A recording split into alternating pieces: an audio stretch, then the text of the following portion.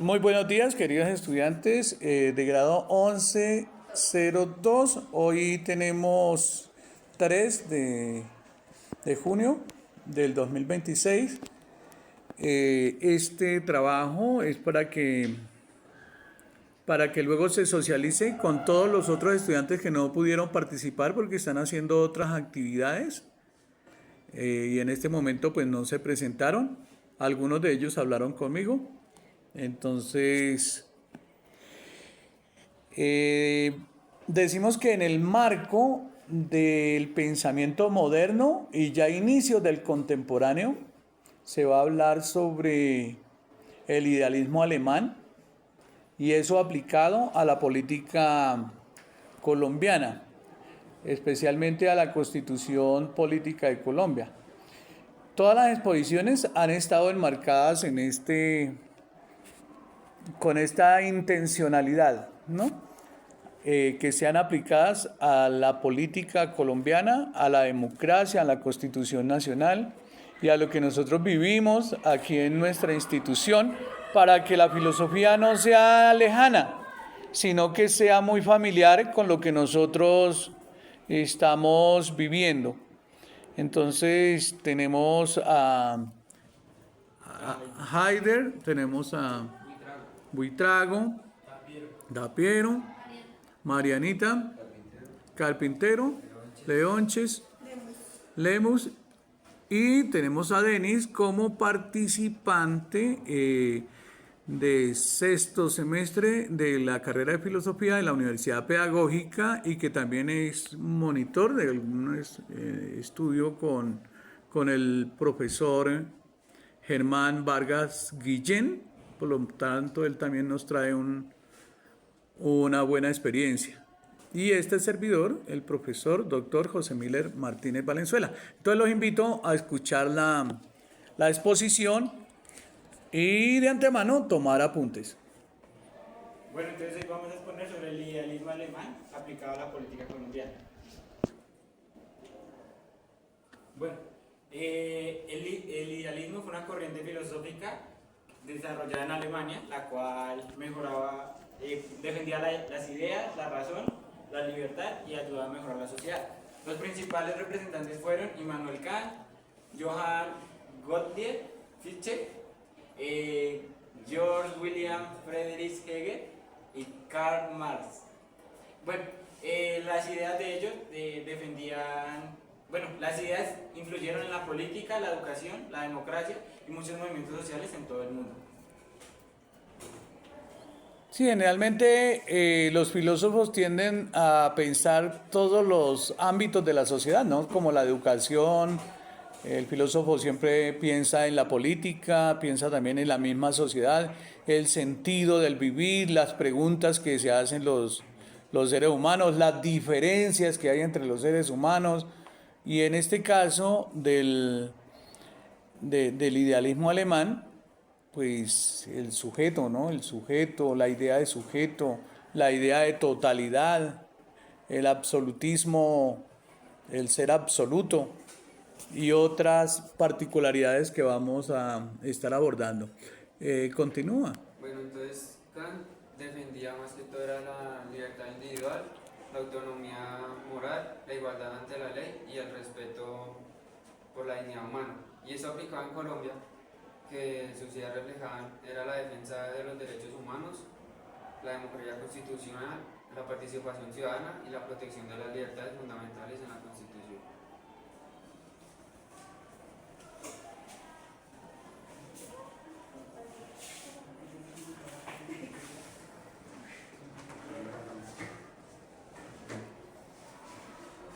Bueno, Fichte y la construcción de la nación.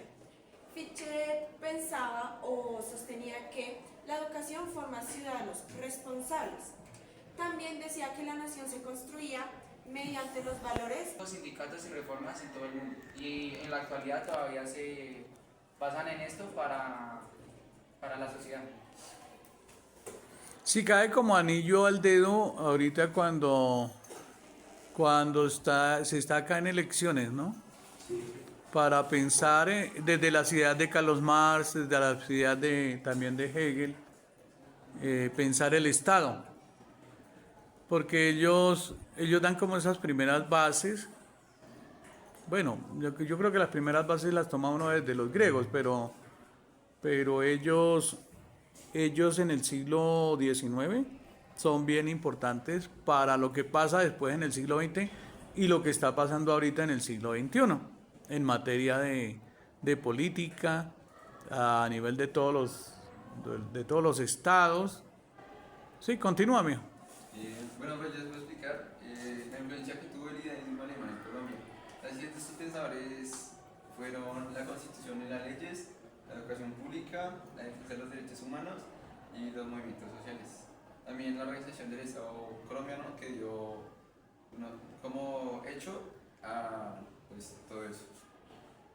Después, la comparación entre ellos fue que el filósofo Kant dijo que la idea principal era la libertad y los derechos, y su aplicación fue la democracia y la constitución.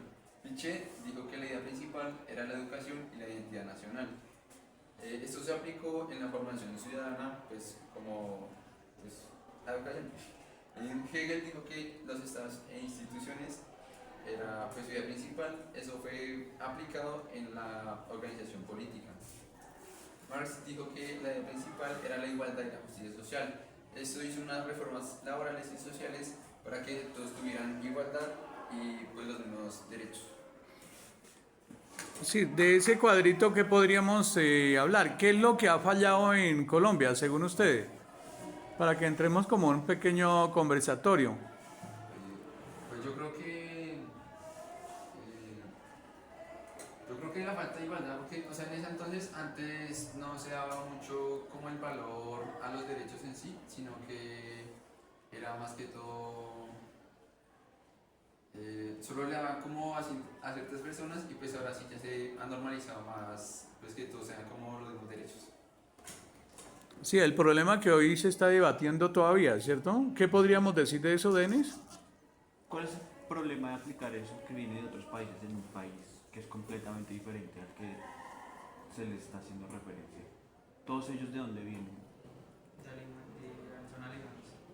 O franceses o europeos en general, ¿cierto? Y son sistemas creados en constituciones y en contextos pues, europeos que tenían avances tecnológicos y educativos y culturales mucho más grandes que los que teníamos aquí. Cuando eso estaba sucediendo aquí en Colombia, hasta ahora estábamos tocando lo que eran las guerras de la revolución y de la liberación de España. Producto de que Simón Bolívar viera cómo avanzan estas nuevas reformas hacia los países, que fueron muy buenas en su momento, es que se trae aquí a colación y se trata de imponer, pero eso fue un error porque es que nosotros no somos europeos. Por eso nunca ha funcionado desde que se instauró y por eso no va a funcionar. Suena muy bien en papel, sobre todo lo que dice Kant, pero a la hora del té, tratar de aplicarlo en sociedades que están permeadas por tanto dolor como la nuestra es un error garrafal y lo estamos viendo ahorita. No tenemos que irnos muy lejos. ¿Cuánta gente cree que de verdad quieren vivir como Suiza y no como en Colombia? Pero podríamos, digamos, entrar, digamos, a hacer una crítica profunda. O sea, ¿por qué nosotros, el peso nuestro está por debajo del dólar y el peso nuestro también está por debajo del euro? Y el peso nuestro está por debajo de muchas monedas a nivel internacional, sabiendo que nosotros tenemos los mejores productos del mundo. Porque usted va a Francia y en Francia encuentra productos colombianos. En Rumania encontré café colombiano y otros productos del Huila. En Okinawa, por ahí estaba un amigo y encontró cosas de acá de Colombia. Sí, la fruta en Japón es traída de Colombia y se considera algo para ricos. Sí. Pues digamos, yo siento que fue porque la misma Colombia no supo aprovechar sus recursos, sus maravillas, y en el momento de, darlo a otros países o venderlo a otros países, tampoco supo cómo manejar la economía, que el ingreso que daba eso, y terminó siendo simplemente perdido. Sí, de pronto saliéndonos un poquito del idealismo alemán y haciendo una connotación, por lo menos en 1810 se da el grito de la independencia, ¿no? Donde nosotros ya no queremos rey, sino que nosotros queremos ser independientes. Y de una u otra manera empezamos a ser independientes, de pronto militarmente. Después, el 7 de agosto de 1819, se da la batalla de Boyacá. Y con eso viene una ideología de independencia. Pero ahora, sin entrar a hablar, digamos, de candidatos o políticos o esto, pero de todas formas analizar con una visión crítica, ahora por qué acuden a Estados Unidos, digamos, a pedir apoyos de Trump. O sea, ¿estamos buscando un nuevo rey? Yo me hago esa pregunta. O sea, ¿estamos buscando un señor que tenga mucho poder para que venga a intervenir nuevamente y queremos otra vez ser colonia? Perder los logros que alcanzó Bolívar, Santander y lo que ha alcanzado la evolución de Colombia, ¿queremos entregarla a manos extranjeras? Esa es una pregunta y desde ahí, ¿cómo podríamos pensar el pensamiento colombiano? Bien, el idealismo alemán, volvamos otra vez al idealismo alemán. Kant ofrece la libertad la queremos todo. ¿Y qué es la libertad? ¿Cómo podemos pensar ese concepto de libertad? Pensar como que nuestras ideas sin que alguien nos las... O sea, ¿cómo decirlo? O sea, pensar las ideas y decirlas sin que alguien nos diga que está mal. O sea, Sin ser afectados por ser únicos, por así decirlo. Obviamente, pues la libertad termina en el momento en el que llega a afectar a otra persona. Entonces, para la libertad, ¿qué se necesita?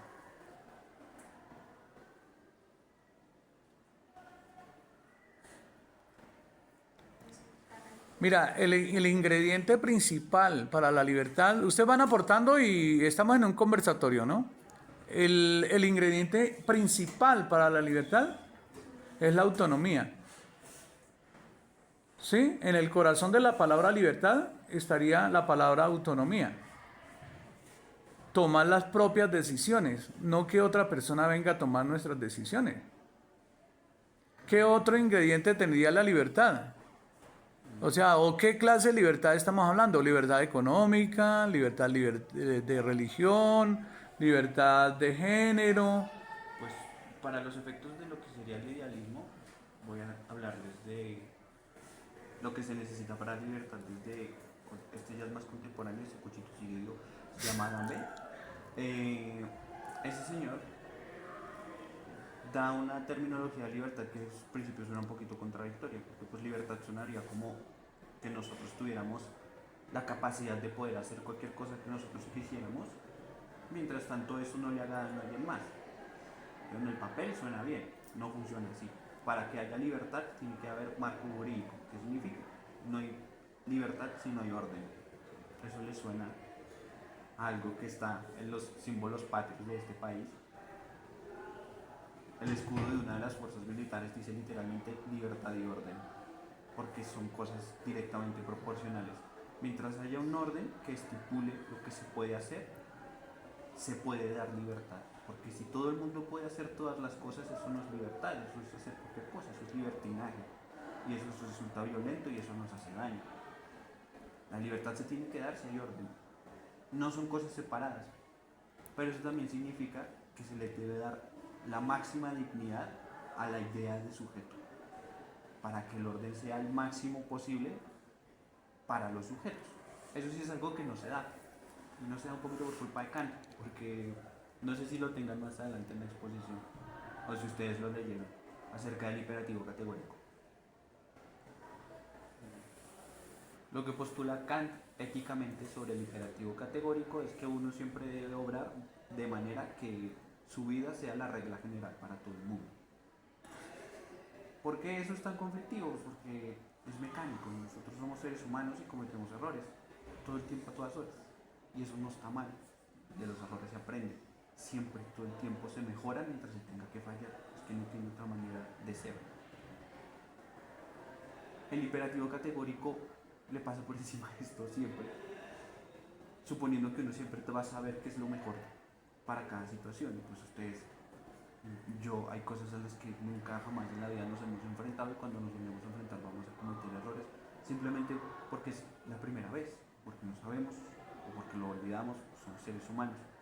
Cuando se asume que todo el mundo va a actuar de la mejor manera, se le castiga también de la mejor manera, y se dan ideales generales que resultan en juzgamientos estúpidos de la sociedad. Uno, por ejemplo, pasa mucho con que una mujer tenga una libertad sexual definida, se asume que esa mujer es socialmente menos valiosa, y eso es culpa de estos conceptos mal entendidos del imperativo categórico kantiano. Que alguien disfrute o no, por ejemplo, de su sexualidad, eso es su problema, y eso no tiene que ver con el bien y con el mal, eso tiene que ver con desarrollo humano en general. Se entiende de mala manera muchas percepciones de otras categorías de la sociedad. El imperativo categórico kantiano es para la ética, y la ética no es la moral. La ética es lo que nosotros hacemos después de que alguien actúe de cierta manera. La moral son los principios interiores que todo el mundo tiene para actuar de cierta manera. La moral es interna y es lo que todo el mundo tiene.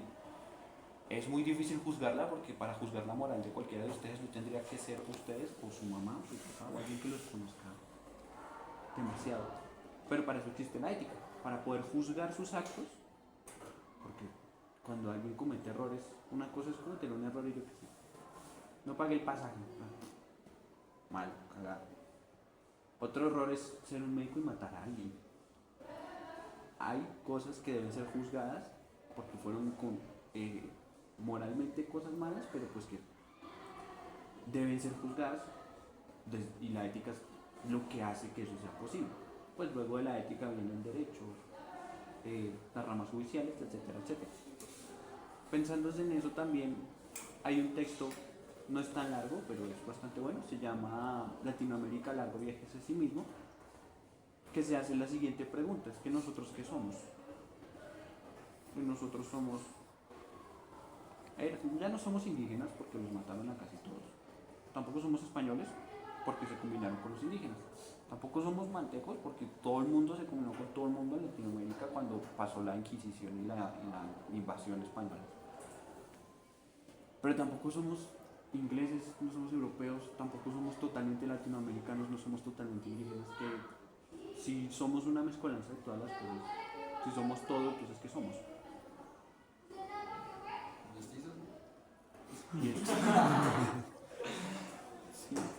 Sí, y en cierta manera, por lo menos, podríamos hablar, digamos, de libertad de pensamiento.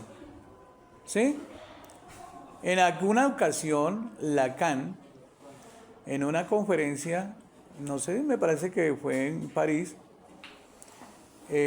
dijo, no hablemos de libertad, que esa vaina no existe. De la libertad no existe, no, la libertad no existe. Si vamos a pensar la libertad, siempre estaríamos totalmente, una libertad total, natural, no existiría, porque estaríamos limitados. O sea, tú tienes libertad de meterse al mar, listo, láncese al mar, pero el agua te va a ahogar. ¿Sí? Usted tiene libertad de lanzarse por arriba de 6.000 metros de altura y listo, pero te puedes partir los pies. O sea, usted tiene libertad de salir y enfrentarse con la policía, pero ya le pueden echar gases lacrimógenos. Entonces, esa libertad siempre va a tener como una coacción, ¿no? Entonces, por eso, aquí veo que ustedes lo tomaron en la diapositiva, donde hablan de libertad, y ahí está el conector y derechos, ¿sí? Pues sí, sin derechos, pues no habría esa libertad, ¿no? La democracia y la Constitución. O sea, la Constitución, eso son palabras como muy, muy fuertes, ¿no? Luego aparece Fichte, hablando del individualismo, del sujeto, que él se mete un poquito más con el sujeto, y aparece la formación ciudadana. Falta un autor ahí, ¿sí? Que es Schelling, que habla más que de la objetividad, frente a la formación de la sociedad. Este Fichte va más hacia una vida individual. Y aparece el totalitarismo o el estado total, absoluto, de Hegel, que Hegel va en espiral. Hegel se toma en serio la idea de Kant. Tú debes actuar de tal manera que tu forma de obrar se convierta en testimonio universal. Ahora, ¿eso dónde lo dice? Eso no lo dice Kant directamente en la crítica de la razón pura, sino en la crítica de la razón práctica. Sí, ahí se tendría que ver la ética. Pero acá, por lo menos en Colombia, miremos lo de las elecciones. Aquí en Colombia hay gente que vota sin pensar, pero vota por moral. Sí, porque le dicen, vea, moralmente sería pecado entrar a votar por tal candidato. Moralmente, porque es que estás en contra de los principios religiosos. Y resulta que muchas veces no está en contra de nada de eso, sino que eso se convierte como en una sugestión, una hipnosis colectiva, donde se pierde la racionalidad y se pierde la ética, porque la ética tendría que ver también con la razón frente a la acción humana. Y hay gente que actúa sin razón. Sí, sin razón. Aparece después ya lo contrario, o sea, de los mismos hijos de estos alemanes aparece Marx, y Marx no se va a dedicar tanto, mira que ahí está, no se dedica tanto a la libertad, sino a la igualdad y la justicia. Pero esa justicia social, ya ustedes acá podrían ver quién se dedica más a la justicia social en Colombia y quién se dedica más a la libertad